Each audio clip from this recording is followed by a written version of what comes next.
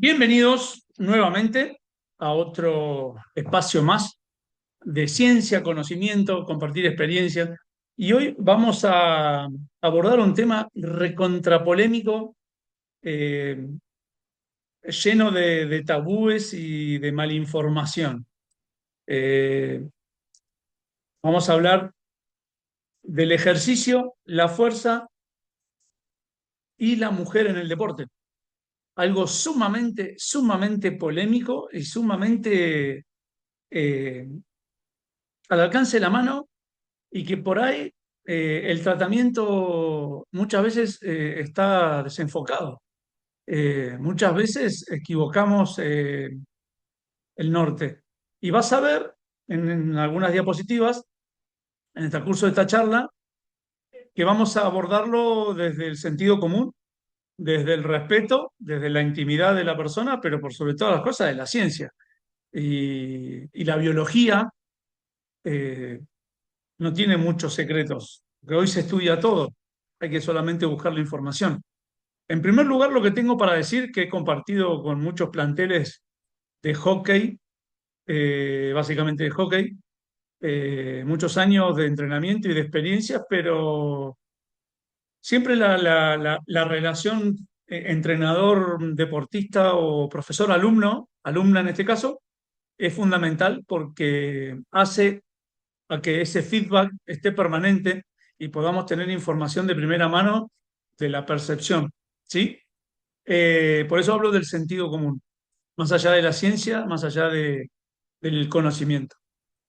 Para que se entienda, la biología humana, en el caso de la mujer, la ha preparado o se ha preparado la biología desde el aspecto, sobre todo, de la reproducción del ser humano. Por lo tanto, la mujer cuando menstrua por primera vez, cercano a los 13 años, se produce una serie de cambios hormonales y de cambios anatómicos y biomecánicos que inciden después en el ejercicio. Por ejemplo, la rotación de las caderas hacia afuera, porque se está preparando el canal de parto. Y a su vez, desde el punto de vista hormonal, una cantidad de tejido adiposo, los estrógenos tienen tejido adiposo, que están preparando a la supervivencia del embrión, del futuro bebé. Entonces hay una serie de situaciones, de circunstancias que rodean a la mujer en esta situación. Y la mujer es una persona activa, más hoy en día, y que hace actividad física, que hace deporte, gracias a Dios, perdón, cada vez más. Entonces es una cuestión cultural que va cambiando. Por supuesto, esa rotación de las caderas modifica el ángulo en el cual cae sobre la rótula, hay una diferencia en cuanto a la forma de pisar, a la forma de caminar, bueno, que no es la misma que tiene el varón. Y esto es una cuestión de biología y de anatomía y de biomecánica.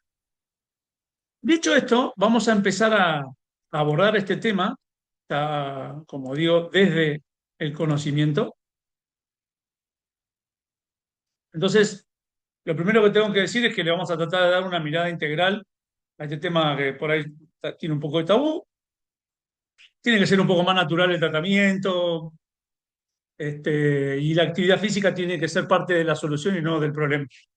Entonces, lo que conocemos ahí, estás viendo en imágenes las fases del ciclo menstrual. Hay un montón de estudios de investigación.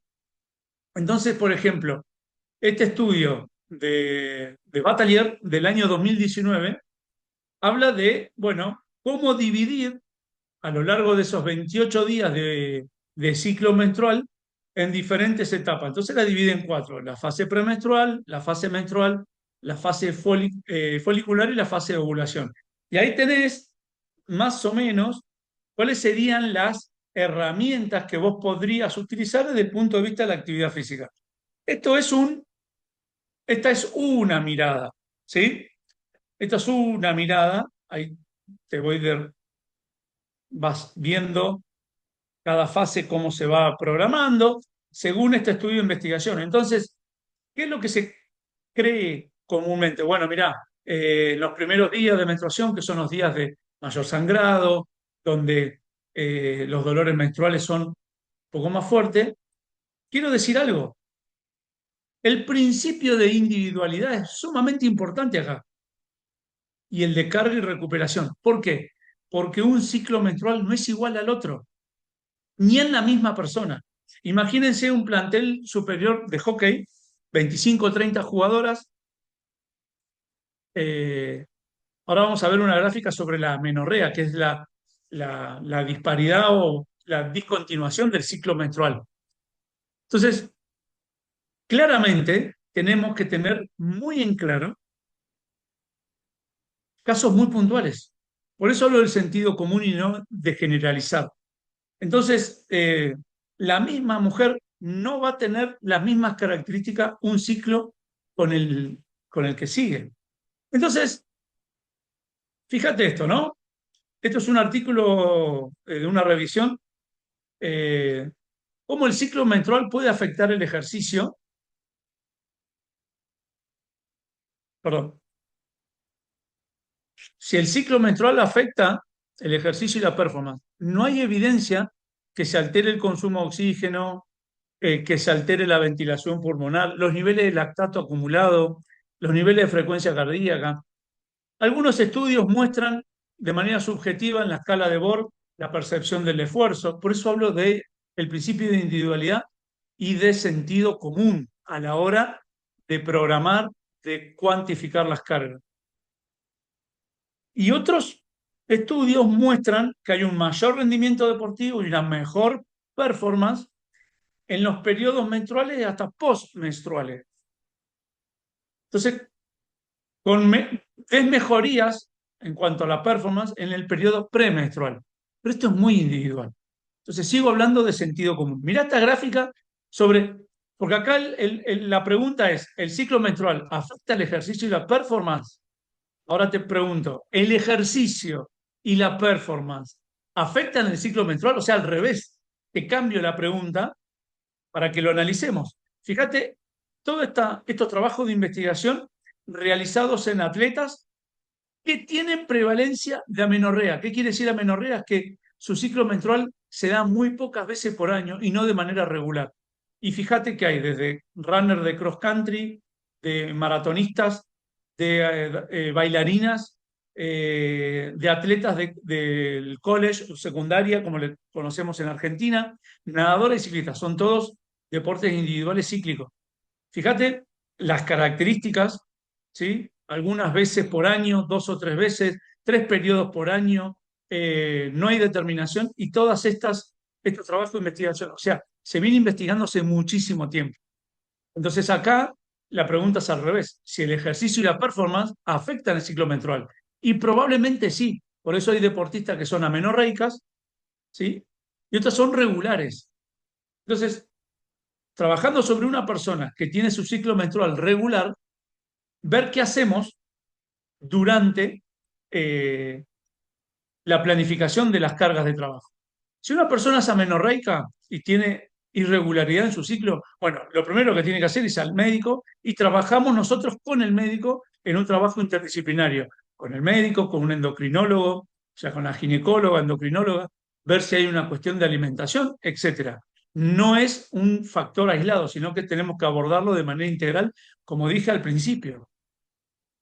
Pero fíjate que en un trabajo de investigación del año 2025 en la Universidad McMaster, Stuart Phillips hizo este estudio de investigación y a su vez hizo una revisión, un metaanálisis. ¿Qué es un metaanálisis? Tomó un montón de trabajos de investigación que tienen que ver con el tema y a su vez hizo su propio trabajo de investigación.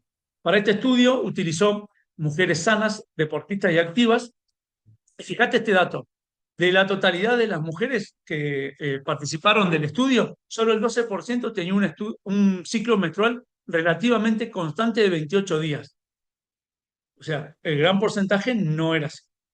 Se colocó un trazador como para ir siguiendo una molécula trazadora, perdón, para ir monitoreando y siguiendo las características del ciclo. ¿sí? Y los investigadores dicen no hay grandes cambios en las fases del ciclo menstrual sobre la producción de proteínas, por ejemplo, proteínas musculares.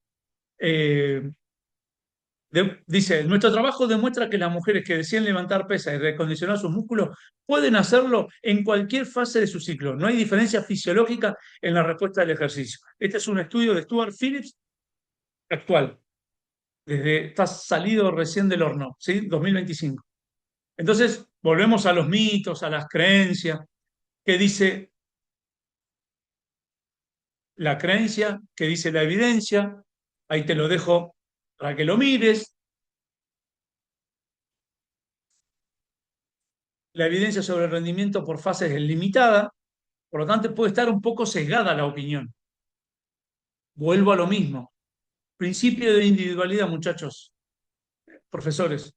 Atendamos a la respuesta de nuestra atleta. Si tengo 25 o 30 deportistas en un mismo entrenamiento, voy a tener 25 o 30 fechas distintas. No puedo estar programando para...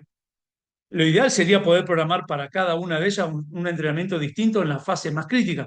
En realidad, uno lo que tiene que ir haciendo es ajustando sobre el momento, en mi opinión, para poder priorizar la individualización del entrenamiento y los síntomas que tiene. Y ya vimos, no un ciclo es igual al otro. Por lo tanto, y ahora vamos a hablar muy rapidito de la metodología. ¿Cuáles son las importancias de la fuerza y por qué la tengo que trabajar? Miren todas esos beneficios. ¿Hace distinción de sexo? Para nada, para nada. La mujer tiene que entrenar tan fuerte como entrena un varón. Probablemente, por una cuestión hormonal, no tiene testosterona, no va a generar la masa muscular que genera el hombre. Ahora, voy a establecer bases estructurales fuertísimas para evitar a mediano y largo plazo tener una sarcopenia en los hombres, osteoporosis en las mujeres. La osteoporosis es la que provoca caídas, fracturas de hueso. Entonces yo tengo que alimentar a mis huesos. ¿Cómo lo voy a hacer? Haciendo fuerza. Y fuerza a alta intensidad. ¿Sí? Una cuestión, no, me voy a poner grande, voy a estar gigante. No tenés la nafta para llegar de manera convencional. Con doping puede ser. De manera convencional no vas a llegar nunca a los niveles que tiene un varón. Por lo tanto, lo que tengo que tener en cuenta es la individualidad de mi deportista mujer. Cómo se siente, cómo está, sobre todo en los primeros días, el dolor. Simple. No le busquemos mucha vuelta. ¿Sí? Ahí te voy dejando el efecto del entrenamiento de resistencia, como la fuerza, ¿sí? De manera, este es un trabajo de Armstrong, está buenísimo el trabajo, lo pueden buscar. Este, el efecto de entrenamiento de resistencia de mujeres sobre la fuerza dinámica y la hipertrofia. Ya están estudiando esto.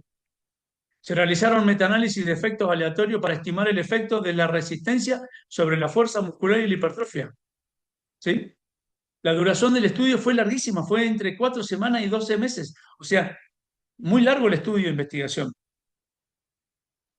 No se encontró que las variables moderadoras influyan significativamente en la hipertrofia muscular. No encontraron evidencia sobre hipertrofia. Tampoco se observó un efecto moderador sobre el entrenamiento supervisado, tuvo mayor influencia en la adaptación de la fuerza del tren inferior en comparación con el entrenamiento no supervisado. ¿Qué quiere decir esto? Clave el profesor en el lugar corrigiendo. ¿Sí? Conclusión, el entrenamiento de la fuerza produce importantes mejoras en la fuerza muscular y moderado en la hipertrofia en mujeres. O sea, yo puedo mejorar mi fuerza a expensa de no agrandar el volumen. Por lo tanto, chicas, a entrenar fuerte, colegas profes, a disfrutar del camino y del proceso del entrenamiento en mujeres. Espero que te haya sido útil. Nos vemos pronto.